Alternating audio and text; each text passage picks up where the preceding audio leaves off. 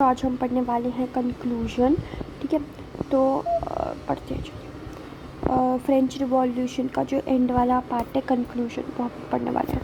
In 1804 Napoleon Bonaparte crowned himself emperor of France. तो 1804 में जब ये सब जो हुआ था, फ्रेंच रिवॉल्यूशन वगैरह, ये सब हमारा ख़त्म हो गया है 17वीं सेंचुरी में। पर अब 18वीं सेंचुरी जब आ गई है तो नेपोलियन बोनापार्ट ने खुद को ही अपन एम्परर ऑफ फ्रांस घोषित कर दिया। He set out to conquer neighbouring European countries. उन्होंने नेबरिंग यूरोपियन कंट्रीज़ को कंक्योर किया, मतलब कि वो उन्होंने लड़ाई करी और वो जीते, और फिर वो उन्होंने अपना किंगडम एक्सपैंड कर लिया, disposing dynasties and creating kingdoms where he place member of his families. तो उन्होंने कैसे एक्सपैंड करा अपना किंगडम कि वो लड़ाई करते थे, जीतते थे, कंक्योर करते थे, और बोलते थे कि सारे सबको तो वो नहीं कर पाएंगे ना कंक्योर, सारे क्या बोलते हैं, सबके राजा तो एक इंसान नहीं रह सकता, नेपोलियन बोनापार्ट नहीं रह सकते। तो वो अपने फैमिली के मेंबर्स को वहाँ का राजा बना देते थे और फिर वो निकल जाते थे। तो उन्होंने आधे यूरोप की नेबरिंग कंट्रीज़ को कंक्योर कर लिया था, मेंबर्स ऑफ हिज फैमिलीज, फिर अपनी फैमिलीज़ को रूलर बना दिया, फैमिली के मेंबर्स को रूलर बना दिया। Napoleon saw his role as a moderniser of Europe. Napoleon ने देखा कि नेपोलियन को सब बोलने लगे कि ये तो मॉडर्नाइजर ऑफ यूरोप है, ये पूरे यूरोप को मॉडर्नाइज कर रहा है। ठीक है, इसको मॉडर्न मैन की तरह देखा जाता था। He introduced many laws such as protection of private property। ठीक है, तो इसने बहुत सारे लॉ भी बनाए खुद ब खुद कि प्राइवेट प्रॉपर्टी का ये रक्षा करता था, प्रोटेक्शन ऑफ प्राइवेट प्रॉपर्टी। तो इससे कि जिनके पास भी प्रॉपर्टी थी वो बहुत खुश हो गए नेपोलियन बोनापार्ट से कि अरे हमारी प्रॉपर्टी को ये तो प्रोटेक्ट कर रहा है।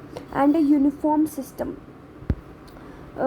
uniform system of weights and measures provided by the decimal system। ठीक है, तो इसने एक यूनिफॉर्म सिस्टम बनाया of weights and measures provided by the decimal system. Initially many saw Napoleon as a liberator. तो बहुत सारे लोगों ने नेपोलियन को एक लिबरेटर की तरह देखा, who would bring freedom for the people. तो इनको लगा कि ये एक लिबरेटर है और ये तो फ्रीडम लाएंगे हमारे लोगों के लिए। But soon the Napoleonic armies came to be viewed everywhere as an invading force। पर ना ये सोच रहे थे एकदम ही गलत था, क्योंकि जो नपोलियनिक आर्मीज थी वो ना हर जगह दिखती थी एक इन्वेडिंग फोर्स की तरह।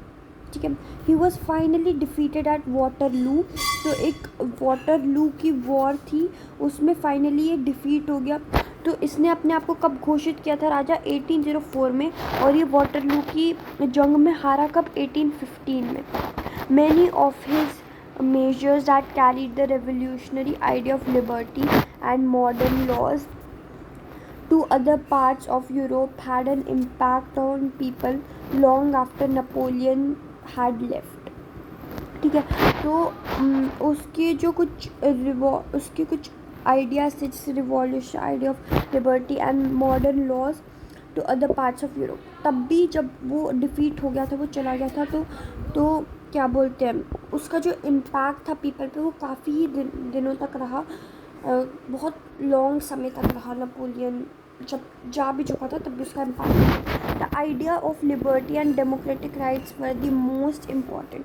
तो जो लिबर्टी का आइडिया था, डेमोक्रेटिक राइट्स का आइडिया था, वो सबसे ज़्यादा इम्पॉर्टेंट है। Important legacy of French revolution.